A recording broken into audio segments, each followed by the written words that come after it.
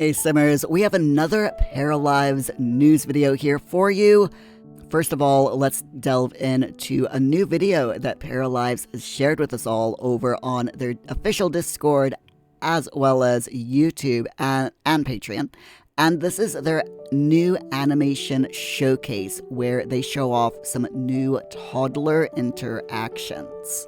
Now, the developers Alice and Lena have been working on these. The video showcases 3 different toddler standing idle variations: sitting on the floor, reading a book, getting up from the floor, crying, getting in bed, sleeping in bed, getting off the bed, using the potty, changing the toddler clothing or nappies, and an adult holding a toddler. Alice says in the Patreon post that her and Lena brainstormed first and then made a list of all the toddler animations that they would need before early access, from the highest to the lowest priority.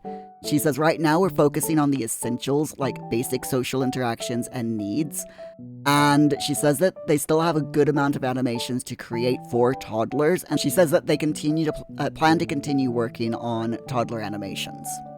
She says for the changing animation, they're going to add a blur effect on the toddler when the interaction is happening. And they're going to also add sheets for the toddler's bed with proper animation to go along with that as well. Finally, she says once they have a good base for toddler animations, they're going to switch their focus to kids. They're pretty excited about the kids because, of course, they're going to be able to do a lot more with kid animations than they can with toddler animations. And they're really looking forward to being able to test more animations in-game in the live mode, considering the programmers are really starting to work even more on live mode and everything that's contained therein. So what do you think of the animation showcase for toddlers? Is there anything that you would like to see in the game that the showcase doesn't show? Let me know below in the comments, and remember, you can always go over to the Paralives Discord and weigh in on your opinions over there, where the developers will be able to see your posts. Moving on to the Paralives Developer Weekly Chat. This weekly chat is brand new from the 17th of January. We're going to start with the Community's Choice question, which is from Indy, who asks, do you think you'll do more patron surveys as we get closer to the early access release? And Alex responded that it's always fun to make polls, and it's true that they haven't done one in some time, so they might do one soon. Moving to the general questions, Day has some follow-up NPC questions. There's some specific Patreon tiers that the perks are being able to design an NPC for the game. So Day just has some follow-up questions about that. And they want to know, how exactly will we be designing them? Would you have a template for Patreons to fill out and send back? Will there be any possible way to designate 2 or more of paras as friends, family relationships? And to what extent can players interact with them? Like, could you become friends with other people's NPCs in the game and invite them to your house?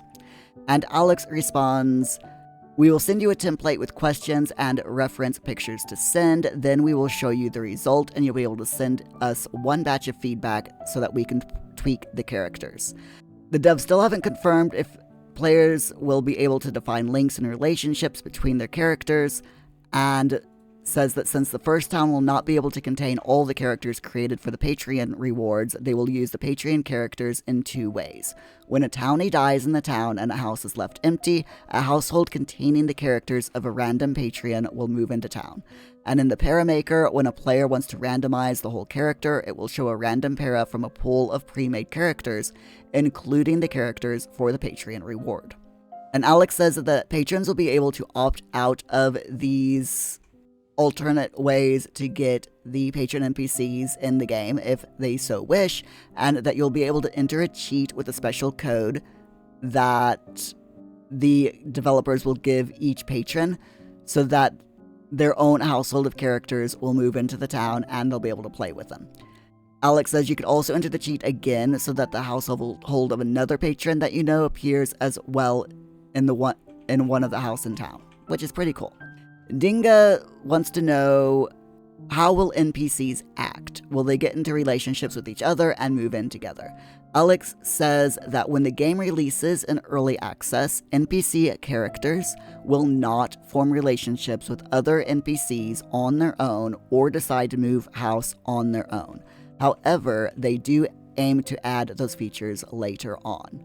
Personally, I'm glad that they're hoping to add those features later on, because if NPCs don't do things like that autonomously, it just makes the world seem unrealistic and breaks immersion for me. Iceman asks, since you mentioned you have a few thousand paras to make for the Legend tier reward, how will this affect the size of the game? Do you plan to optimize the details, like only allowing a single outfit for para and then just randomizing other characters other categories once they spawn into the world? And Alex has answered this one and says, yes, only one outfit will be made by the character, and the other outfits, for sleepwear for instance, might be picked at random from a pool of pre-made outfits that we will make. Also, not all the characters will live in the town at once. When a townie dies, they will be replaced by a random household from a random patron that will move into town. They will have a random job, and you will see them around town. There will be a cheat to help patrons find and play with their own characters that they have created for them. Ben Chicken wants to know, how do you plan to use these thousands of NPCs you'll make? Will they be townies you can meet while out exploring the world, co-workers, workers like pizza deliverers, cleaners, cashiers? Will the animal NPCs people make be strays you can take in, or will they randomly show up as adoptable pets at shelters? And Alex says, please refer to my answer in the previous questions, and pets will be created later on when we start working on them after the initial release. When we create them, we will add them to your household with your human characters, so they will live with them. Sukanax wants to know if the townies might spawn in wacky outfits.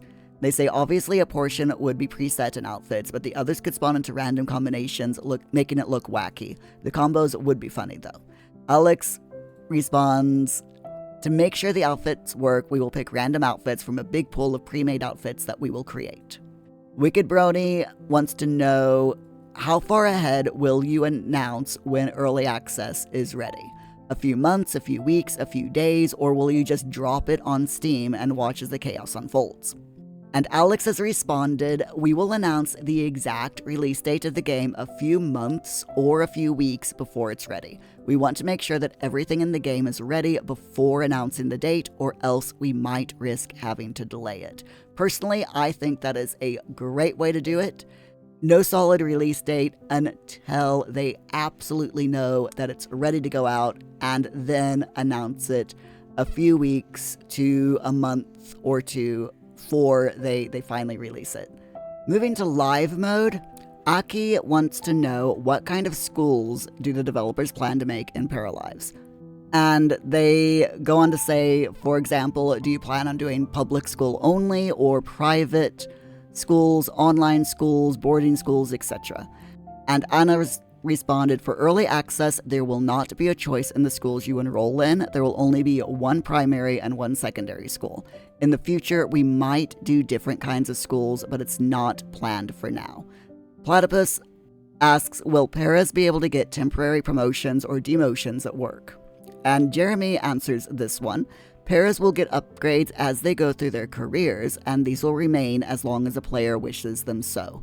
We're currently tweaking our job system, and there might be ways to make some upgrades or downgrades temporary and only last a few days, but I don't think that's the plan right now.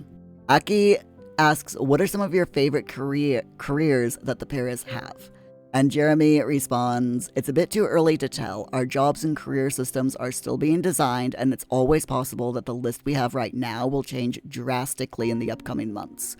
But I really love the game designer job though. Aki also asks, will the players be able to pick out their character's sexuality, or will the characters themselves have that sense of development on their own as they navigate the para world? And Anna says they should be able to, yes, as in the players should be able to pick out the character's sexuality, but the specifics are still being worked on. Nice to know that they're planning on it, and I'm really looking forward to seeing that feature being put into the game. Zolia has A couple of questions on behalf of Draven Sable, who asks, will children and teens be able to sign up for after-school activities and clubs, and will there be clubs, secret societies, or cool groups that adult parents can join? And Anna's answered this one, and she says after-school activities and clubs might just be there as extras. That is, things you can pick after each day of school to customize a bit how going to school affects your character. But for now, there's no concept of active clubs to go to or planned social events. I think that also answers the second question. For now, there's no specific group, club, or secret society gameplay. You can still hang out with a group of paras and do interactions as a group. In the future, we might add more features related to clubs and activities groups for children and adults, though. That is something we're considering. Iris Soul wants to know, will paras be able to have different relationships with each other? Meaning that para A might really like para B, but para B doesn't care for para A. And Jeremy responds, yes, we have the concept of relationship labels being one way, like having a secret crush. We'll work more on relationships soon, so we'll give more info when we're ready. Bin Chicken says, do you think when you work on pets, they might be able to pick up on the emotions of paras and react differently depending on personality and relationship? How will pets affect the moods of the paras in their lives? I know pets are not at the top of the list right now, but I'm sure you have thoughts and ideas. Anna says, the emotions of humans and their pets should definitely influence each other. We're still building our core systems for humans as we go, so it's hard to know how it's going to translate to pets, but she says, I'm sure things like that will be possible. Brony wants to know, what sort of ideas do you have in mind to tie in personality with aging? And Jeremy's answered this one, and he says, at the moment, our most likely idea is for a para to start with nothing or almost nothing if they are created as a baby and gain their traits, vibe, social perk, talent, etc. as they go through different life stages. There might be some kind of a bonus, something like faster personality experience later on, or maybe an extra stat point, but they haven't decided yet. If that bonus happens, it would be gained when creating a para from the youngest age and growing them up through gameplay instead of creating them as adults. But that's something the developers still have to tweak. Possible Assassin says, let's say that the player doesn't like whatever together cards are offered. Is there a way to get different ones, or is it kind of what you get, or is it kind of like what you get is what you get for that conversation? And Jeremy responds, that's the big challenge with the together card system. We want it to be quick and simple, and we don't want players to have to think too hard about which card to pick because it might happen a lot. On the other hand, if we're showing you 3 cards you don't like, what will the player be able to do? We could try to have ways for the player to indicate which kind of card they want, or reshuffle cards, or many other kinds of mechanics, but we have to finish our pool of cards and do more playtests before we can decide which direction we go with this. Ultimately, because we're trying something different, a small number of choices for social interactions instead of a huge amount of interactions. There might still be some friction no matter what we do, but we'll see. And Interago asks, my almost 3-year-old niece's current catchphrase is, oh my, said mostly when something drops on the floor.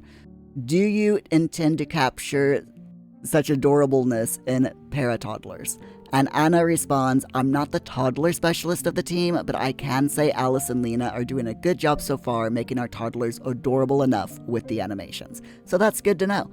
So what do you think about the latest Para Q&A? Let me know in the comments, and subscribe for more Paralives news as I become aware of it, and I will see you all in the next video.